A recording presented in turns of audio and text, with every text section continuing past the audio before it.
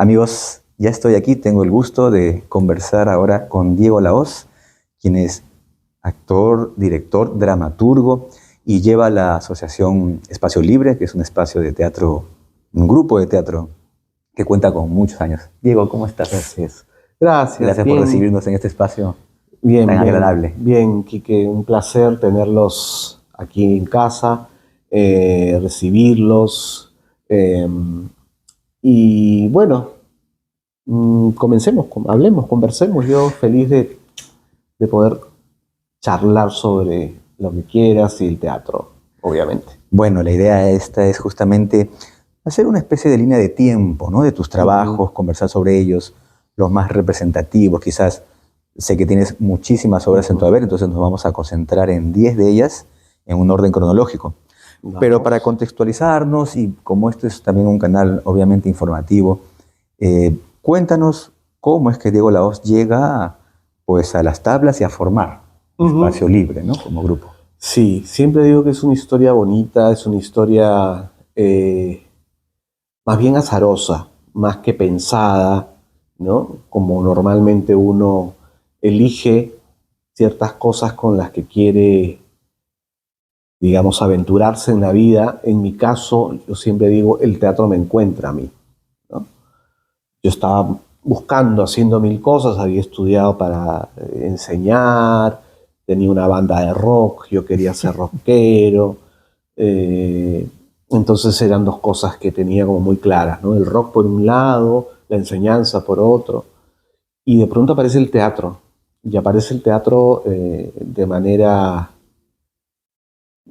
muy poderosa, ¿no? Porque me atrapa, me enamora, y luego empecé a sentir que todas las cosas que yo se había hecho, porque estoy más o menos hablando de los 25, 26 años, imagínate, me agarra grande, todas las cosas que yo había hecho después de salir del colegio empiezan a confluir en el teatro. Y sentía que yo podía enseñar teatro, o podía enseñar cualquier cosa ligada al teatro, historia del teatro, ¿no? Si me preparaba, evidentemente, podía tener una suerte de banda de rock que se llamara grupo de teatro, que se llamaba grupo de teatro. Entonces, finalmente terminé haciendo mi grupo de teatro en el año 1999, que se llama Espacio Libre Teatro, y es un grupo de teatro, ¿no? Un grupo de teatro que ya tiene 26 años, que no ha parado, que eso es algo importante, ¿no? De decir, en este país somos muy poquitos los grupos que no se han detenido, se han mantenido vigentes, que hemos tenido obras en repertorio, hemos viajado por casi todo el país, por distintos lugares también de Latinoamérica, y no solamente hemos hecho obras de teatro, sino también hemos hecho investigación, hemos participado en congresos.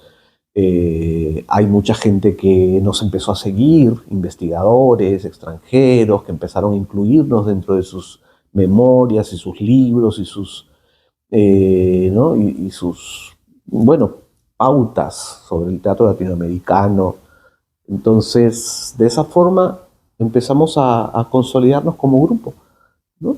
Más o menos ese es un poquito, brevemente, cómo es la historia de Espacio Libre, ¿no? Tú mismo has hecho una selección de 10 obras, como decía, y has puesto como primera Asunto de Tres, una obra que recuerdo haber visto. ¿Recuerdas? Muy buena, tú. de Gonzalo Rodríguez Risco, claro, gran dramaturgo. Cuéntanos, pues tú mismo, ¿por qué para ti esta es quizás una primera obra importante, ¿no? Sí, mira, yo te diría que Asunto de Tres es una obra de esta primera etapa, que yo le llamo el Génesis, ¿no? Espacio Libre. Y antes habíamos tenido Rainbow, luego La Puerta, que fue, digamos, la primera, esa obra la escribí con Claudia Sacha, la primera que tuvo un golpe de popularidad, porque fuimos premiados en el 4º Festival de Teatro Peruano Norteamericano, ¿no?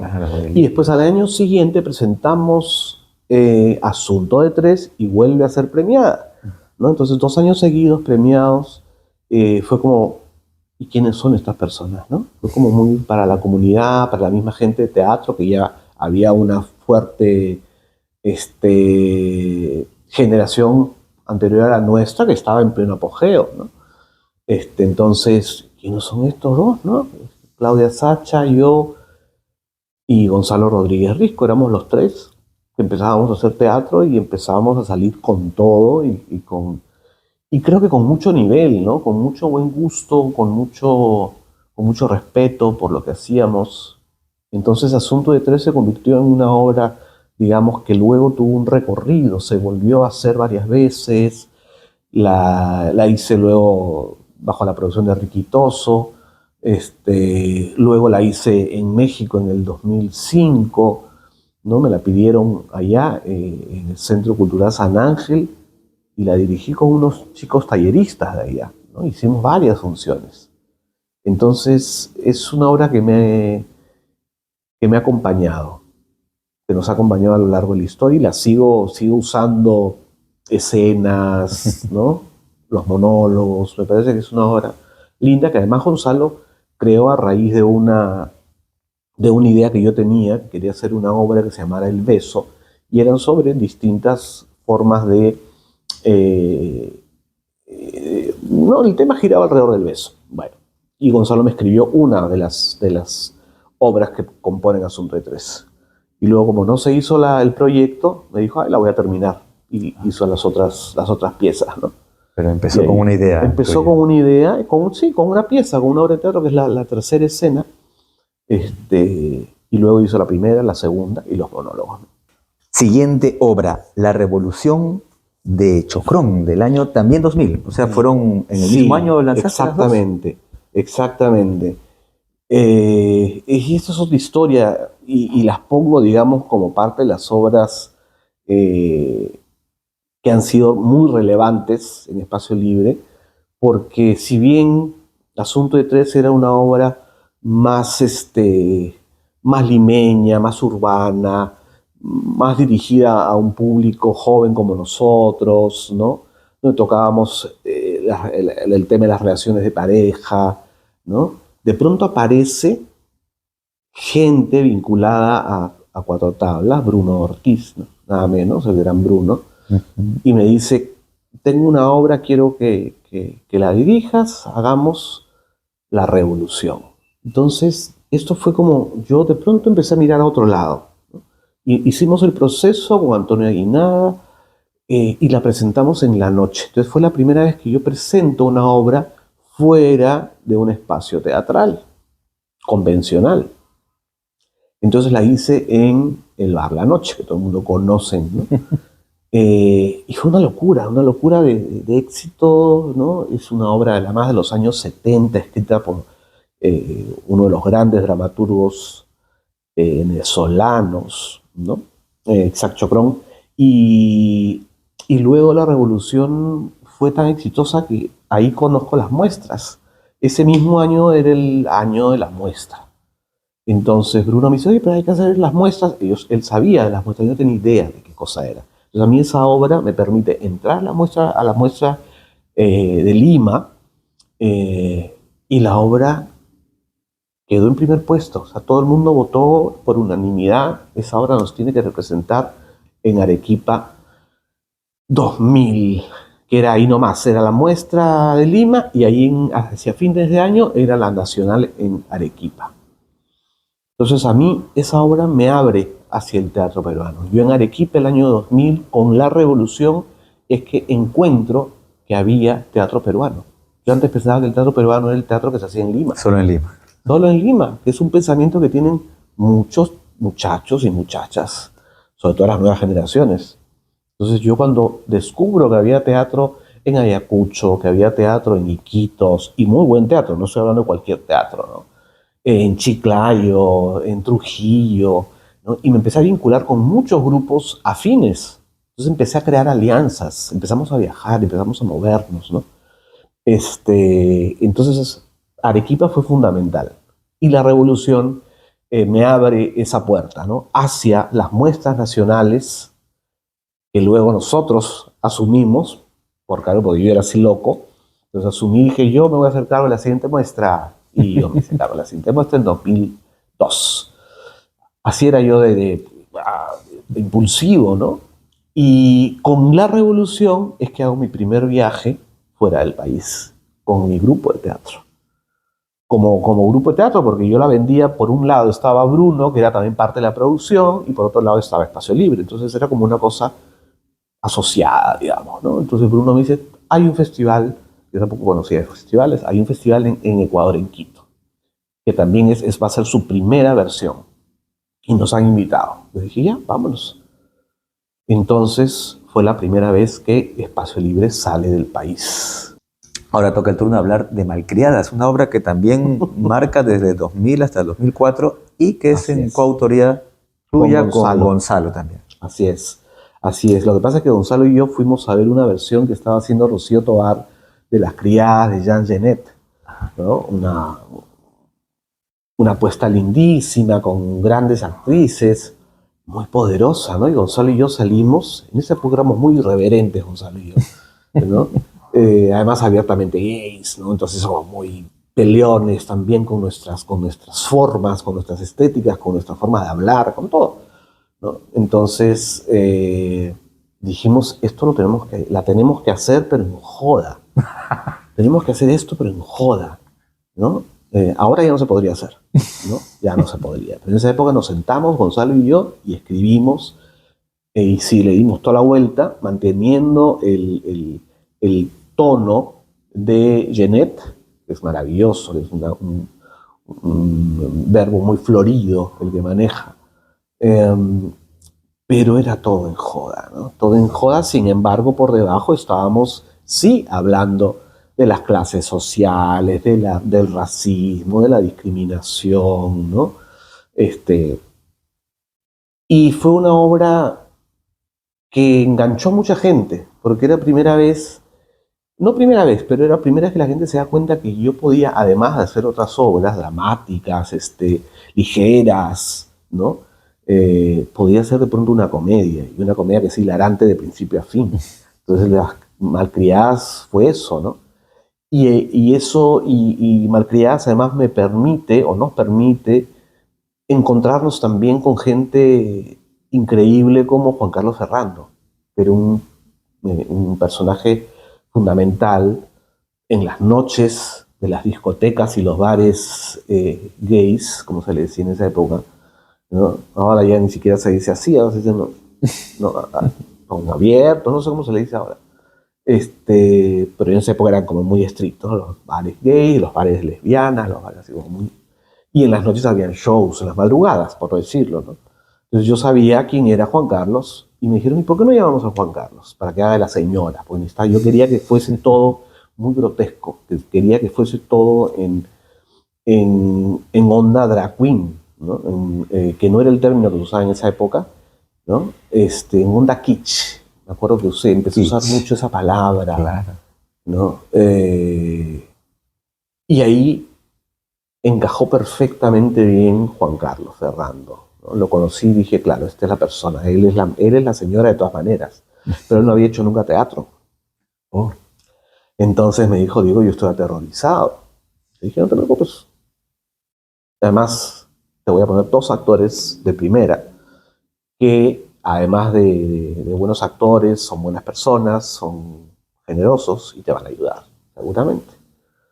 Y él se comprometió además muchísimo con el proyecto. Entonces ahí estuvo Paul Gastelo, imagínate Paulcito Gastelo, vestido ¿no? de travestido, haciendo de una mujer andina, medio incendiaria, terruca en esa época, ¿no? Tenía esas perversiones. Y Santiago Abadía, que era un actor de la escuela del TUC, perdón. Sí, él era del TUC, sí. Claro. Un actor profesional. Entonces, Paul y Santiago fueron 2 adquisiciones maravillosas. Ahora convérsanos sobre el tríptico Las Delicias del 2003. Sí. Varios autores. ¿Por qué lo de varios autores? Lo que sucede es que yo siempre anduve obsesionado por la dramaturgia, ¿no? Siempre desde el comienzo, como te he contado, hemos escrito a 4 manos, ¿no? Yo escribía con Claudio, escribía con Gonzalo, ¿no? Para mí fue como mi aprendizaje, mi fogueo, mi camino de ir aprendiendo a escribir. Entonces, Y además empezamos a entrar en una etapa ya 2003, 2004, 2005, en donde el grupo empieza a tener necesidad de buscar nuevas formas, nuevas para nosotros, por lo pronto nuevas, ¿no? Entonces el Tríptico de las Delicias fueron 3 autores latinoamericanos. Uno de ellos, trabajamos con el cuento de Ojos de Perro Azul, de García Márquez, Tennessee Williams, bueno, que no era latinoamericano, pero bueno, pero también americano. Sánchez Quemaín, que era de Centroamérica, y trabajé con esta idea, ¿no? Porque yo quería hacer una obra en recorridos. Ahora está súper de moda hacer obras en casa, pequeños fragmentos, ¿no? Hacen obras cortas, ¿no? En distintos lugares. Bueno, en esa época lo hicimos nosotros en una casa abandonada que tenían los Viale Yerovi, o los Yerovi Viale, y que nos la prestan, porque Nicolás Yerovi es mi padrino, era mi padrino. Entonces le pido la casa que da justamente al frente de donde él vivía, en la avenida San Martín, y me dicen, bueno, si quieres usarla, úsala, pero está ahí, no tiene ni luz, ni agua, ni nada. Entonces le dije, ya, y nos encerramos a trabajar ahí. Y armamos fue un proyecto de recorrido, ¿no? Sensorial, donde yo quería que hubiesen muchas sensaciones, quería empezar a trabajar la mayor cantidad de sensaciones posibles, ¿no? Entonces habían olores, cada escena tenía sus propios olores, habían estímulos auditivos, ¿no? Que tú identificabas en distintos lugares, que venían de distintos lugares, iluminación muy puntual, ¿no? Que aparecía, desaparecía. Tuviste que hacer una suerte de improvisar un poco la luz, me imagino. Es que claro, era aprovechar que ya tenemos 5 tachos, y con 5 tachos teníamos que crear, ¿no? Hacerlo lo más hermoso posible, y ahí trabajó conmigo Beto Romero, que es un capo, ¿no? Entonces él nos ayudó mucho a definir los espacios. Incluso subíamos al segundo piso, la gente se metía. Entonces fue un proyecto de recorrido absolutamente sensorial. Hablemos de Cuando el día viene mudo. Qué bonito título ese. Año 2006 y también de tu autoría. Sí, esa obra es la primera obra que yo escribo en solitario. Ajá. Es una obra, yo no diría autoficción, como ahora se dice también, ¿no? O biográfica, pero es una obra que en el fondo es un homenaje a mí mismo, es un homenaje a mi historia, a mis amores, a mis recuerdos, a algunas experiencias que luego se han ficcionado, ¿no? Pero es la primera obra que yo escribo solo, ¿no? Me tomó 1 año y medio escribirla, ¿no? Porque yo siempre aprendí a ser estricto gracias a Claudia Gonzalo, ¿no? Grandes maestros tuviste. Que además el secreto de una buena escritura está en la reescritura. Lo digo yo siempre también. No es, o sea, la reescritura es todo. Y ahora los chicos ya no quieren reescribir. Me mandan sus textos como les ha salido así más o menos, y encima con falta de ortográfica, te digo, por favor. Pero bueno, entonces sí, éramos muy estrictos, ¿no? ¿Dónde se puso esta obra? Esa obra la hicimos cuando se inaugura el Teatro del Café. En el 3er piso, creo que había el 3er piso, en la Avenida Arequipa, la Avenida Arequipa, claro. Y era Carlos Mendoza, era el director de esa época, y él me dice, quiero que hagas esta obra acá. Fueron invitados. Sí, espacio. Él nos convoca a este espacio, se llama el espacio alternativo del Café, sí, un espacio lindísimo, arriba, y abrían todo, que no era un teatro, ¿no? No, propiamente no, era más como un gran aula, recuerdo. ¿Hace mucho tiempo que no voy? ¿Todavía existe? No, ahora solamente está el auditorio de abajo. Que sigue un auditorio. Que sigue funcionando, ¿no? Yeah. Fue una obra linda con la que viajamos mucho, fue la primera vez que vamos a Argentina. ¿Un festival? Sí, a 3 festivales. Nos la pidieron en 3 festivales, hicimos un recorrido. Ahí estuvo Franklin Dávalos, ¿no? Era uno de los personajes. Después primero estuvo Alonso Cano y luego estuvo Juan Carlos Pastor, ¿no? Que estaban en sus inicios. Entonces es muy lindo también sentir eso, ¿no? Que he trabajado con muchos actores por primera vez, que han sido sus primeras experiencias teatrales y se han sentido cómodos, contentos, acogidos, ¿no? Excelente. Y eso, sí. Otra obra, Demonios en la piel. De esta la recuerdo también haberla visto, año 2007 dice, y Sí. del maestro también Eduardo Adriancén. Eduardo, que es claro. amigo tuyo, también es amigo de Espacio Sí, Libre, sí, ¿no? sí, él fue parte incluso del grupo en un momento, ¿no?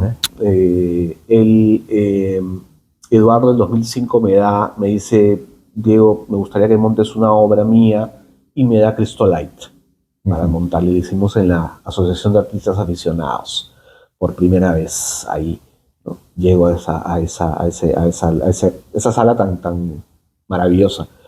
Y luego con el tiempo nos empezamos, como bien dices, a hacernos muy amigos de Eduardo, y Eduardo me escribe esta obra, especialmente le escribe para que yo la dirija, ¿no? Él quería hacer obras sobre algunos personajes que para él eran como importantes, ¿no? Después hizo una obra sobre Lorca, Sí, y ya recuerdo. no me acuerdo cuál era el otro personaje. Bueno. Y cuéntanos, porque Demonios en la piel, si Demonios recuerdo, en la era sobre piel Pasolini. era sobre Pasolini. Y también estábamos abriendo prácticamente el espacio de la Municipalidad de San Isidro.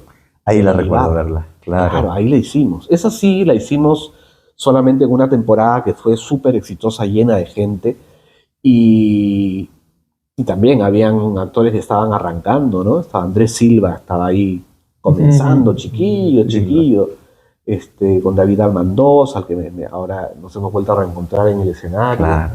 Trilce Cabero, Omar García. Oh, qué lindo. ¿No? Era un elenco Omar también precioso. empezando.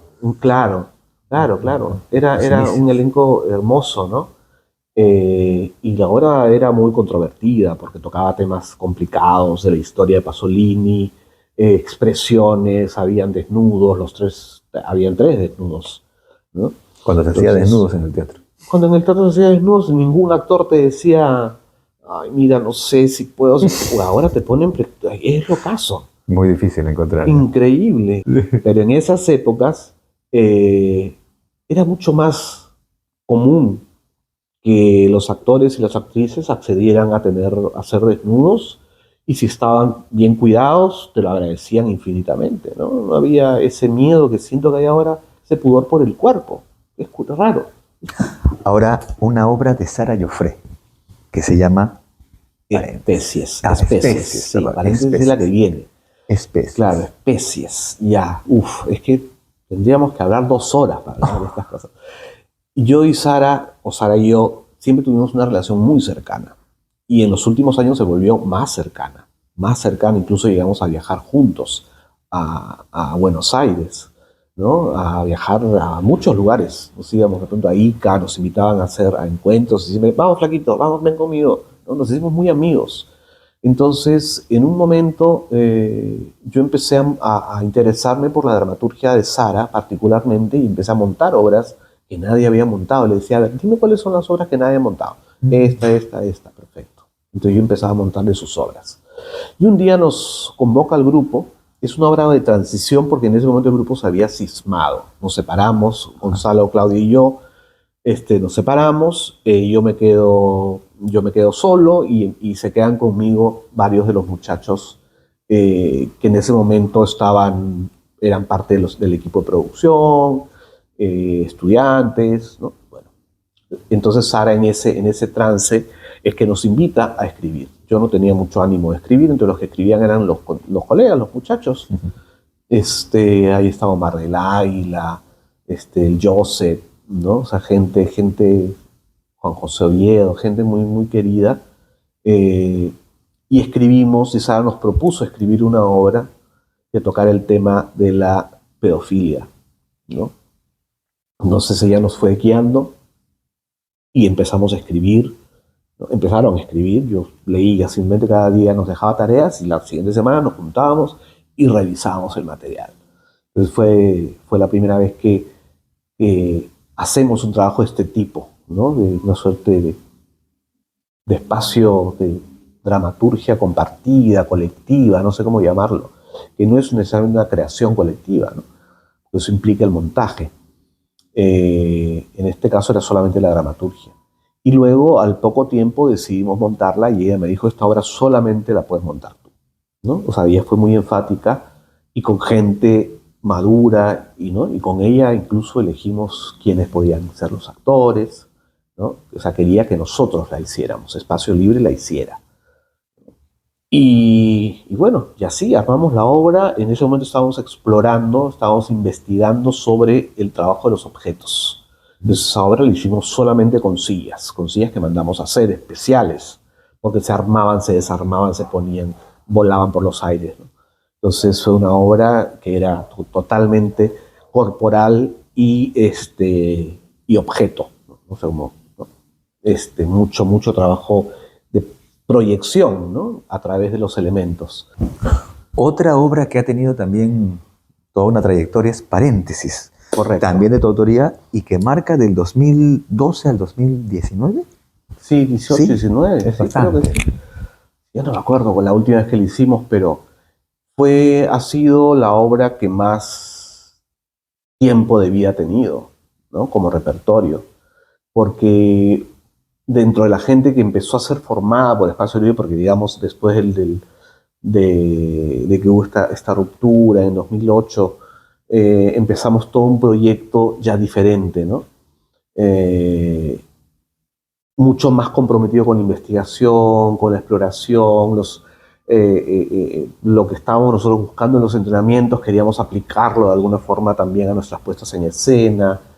Entonces empezamos a ponernos más rigurosos y seguimos viajando mucho con especies, con todas estas obras, y de pronto en uno de esos viajes es que conozco a Carlos López Rentería, que es de Chiclayo, chiclayano, y ve mi trabajo, ve Cuando el día viene mudo, efectivamente, y él se queda muy enganchado con el grupo, yo también con él estaba terminando su carrera de comunicaciones, y justamente cumple 24 años y viene a vivir y decide venir, ¿no? Y unirse a la convivencia, porque Espacio Libre es un grupo de convivencia desde el año 2001, no antes. Entonces, el primer trabajo, la primera tarea que tuvo Carlos fue trabajar Paréntesis, que era un proyecto personal entre él y yo, concretamente, en donde yo le fui dando tareas, entrenamiento, ¿no? Empezó su parte formativa durante un largo tiempo y yo iba escribiendo. Dentro de las experiencias que veía, las cosas que me saltaban, iba escribiendo. Y apareció Paréntesis. Un montaje muy lindo, muy limpio, muy ordenado, muy fácil de montar con una maleta con objetos que teníamos dentro. No era una obra fácil de ver, era una obra muy filosófica, que habla de la edad, del tiempo, de crecer, ¿no? Es un muchacho de 24 años que decide de alguna forma irse de su casa, ¿no? Tomar decisiones para sí mismo, ¿no? Vivir su vida. Entonces, habla mucho de la existencia. La funeraria de Doña Arcadia responde a un laboratorio que hacíamos nosotros que le llamamos Liberacciones, cuando teníamos nuestra casita en Bolognesi, en donde siempre planteamos un punto de partida, un disparador. Este disparador tenía que ser una obra de la literatura peruana, pero que no se pueda, bajo ningún motivo, que no se pueda adaptar al teatro. Entonces elegimos, para los funerales elegimos Lima la Horrible, de Salazar Bondi. Entonces, claro, ¿cómo adaptas eso? Es un ensayo, no había forma. Entonces empezamos a investigar sobre eso, ¿no? Con los talleristas de esa época y alumnos de esa época. Y a raíz de la investigación es que aparece Los funerales de Doña Arcadia. Y yo empezaba a escribir cositas que iba tomando de improvisaciones, de juegos, de cosas, ¿no? Luego el libro, ¿no? El que robé varias cosas con el permiso de la hija de Sebastián Salazar Bondi, de Jiménez. Yo tengo los derechos perpetuos para poder hacer lo que quiera de Sebastián, gracias a ellos. Y así es como nace, y luego la obra ya se convierte en parte del repertorio. Entonces tuvimos 2 obras en repertorio, Mientras cande el verano que trabajaba con los talleristas desde la Casa de Cartón de Martín Adán. Entonces hablamos sobre Barranco, que es donde quedaba nuestra casita. La Casa de Cartón tampoco se podría nunca poner en escena porque es un proyecto, digamos, es una novela poética, no sé cómo se diría, no creo que no tiene ni siquiera definición. Entonces, y luego Los funerales de Doña Arcadia fueron nuestras dos obras que estuvieron varios años en repertorio, y ahí es donde nace nuestra amistad con Aurora Colina. Aurora Colina regresa a Lima, ¿no? Regresa a Lima, ve Paréntesis, se queda enamorada de Paréntesis, nosotros fuimos a entrevistarla, y a raíz de esa entrevista, a raíz de ese encuentro que tenemos con Aurora, es que ella nos dice, bueno, aquí estoy yo si me necesitan como actriz. Nosotros dijimos, qué honor tener a Aurora, ¿no? Entonces las dos obras las montamos con Aurora. Y era una delicia, ¿no? La empezamos a llevar por un montón de lugares, a universidades, a colegios, a muestras, a donde podíamos, la hicimos, ¿no? ¿También era un unipersonal? No, ya esa obra era con los cuatro. Ahí estaba Carlos, Eliana, y siempre había algún otro colega más del grupo, ¿no? Y en los funerales estaba Natalio Díaz, otro chico chiclayano, que hace poco nos dejó, pobrecito, con un cáncer. Y Aurora, ¿no? Ella nuestro caballito de batalla, Aurora. Volver a reencontrarnos con un ícono, ¿no? de la actuación, del teatro, más que la actuación del teatro peruano, ¿no? Vamos a cerrar con otro título que me encanta, de verdad que tus títulos son poéticos. Dice Trilogía de una despedida. Sí. Del año, aquí dice también 2015. Sí. Y también de tu autoría. Que esa obra empieza en realidad en el 2010, si no me equivoco. También a raíz de un laboratorio que hicimos. Entonces el laboratorio en esa época era en una casa también, chorrillana, que nos habían prestado, y hacíamos el taller, ¿no? Los distintos espacios. Y yo les ponía temas, cosas, los chicos desarrollaron una serie de ideas, de escenas, ¿no? Y se convirtieron en el embrión de luego Trilogía de una despedida, que fue una obra que, mira, si yo tuviese que elegir, ¿no? o hablar de la obra más representada mía, es Trilogía de una despedida. Porque como son tres historias que no están vinculadas, solamente están vinculadas con formas distintas de despedirse, ¿no? Son tres despedidas distintas. Entonces, puedes usar una historia, puedes usar las tres, puedes hacerla con 10 personajes, con 10 actores, puedes hacerla con 3 actores. O sea, puedes usarla. Es muy fácil de manejar. Las tres historias son muy lindas, muy bien estructuradas. Y esa obra, mira, se ha presentado en el Perú varias veces, ¿no? Ahorita está en temporada en Chiclayo, estuvo en temporada en Arequipa varias veces, ahora se va a Cusco. Yo ya no me encargo, ¿no? O sea, la gente me llama y me dice, quiero hacerlo. Tiene vida propia. Tiene vida propia. Se fue a México, ha estado en Francia. Una cosa rarísima. No lo puedo entender. Como las obras tienen su propia ruta, ¿no? Claro, su propia vida. No he tenido pues la posibilidad de verla, pero me suena desgarradora. A 3 despedidas. Son 3 despedidas. Sí. Te quedas con una sensación así como muy... Pero no son trágicas, fíjate. Son despedidas que yo justamente busqué la forma de despedir a estos personajes, ¿no? Pero que no sean trágicas, que no te termines rompiendo el corazón. Claro, la despedida es un cierre también, a veces que sana, ¿no? Que ayuda. Sí. Que puede ayudar también. Inevitables. Las despedidas son inevitables.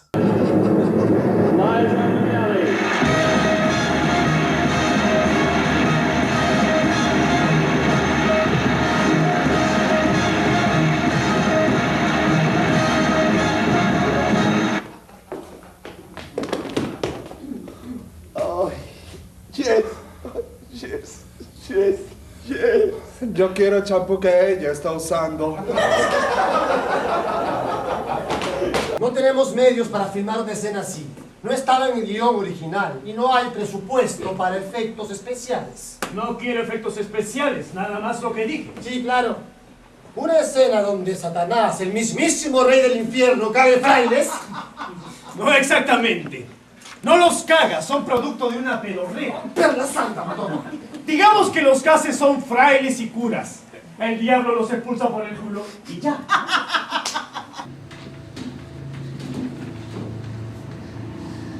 Me gustaba jugar hasta cansarme. Inventaba nombres, marcas, etiquetas. A veces era un repartidor. A veces el dueño de una tienda comercial.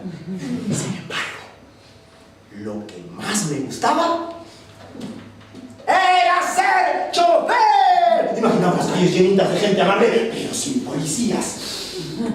Nunca me gustaron los policías, aunque se vistieran de verde. A ver, díganme ustedes dos, ¿en eso también seguiremos avanzando? Yo jamás voy a estar de acuerdo con esos argumentos. Bueno, entonces serás un retrógrado, un radical, no irás con la marcha de los tiempos. Bueno, pues, entonces me declaro radical, retrógrado y retrasado. Si eso significa defender el derecho de los más débiles. ¿Qué derechos? ¿Qué débiles? Desde hace siglos atrás se ajusticiaron monstruos, se quemaron brujas en la hoguera, y todo por ser anormales. ¿Tú sabes por quiénes son los anormales? Es lo mismo. ¡No me es lo mismo! ¡Ya, basta! ¡Basta! Ay, dormir, eso no está en los planes. Claro que sí. Mira, yo me acurruco en tus rodillas. Y así no estás tan solo.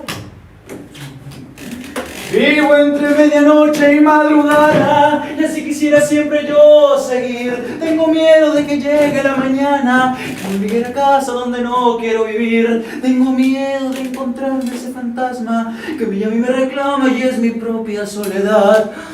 Esa canción es muy triste.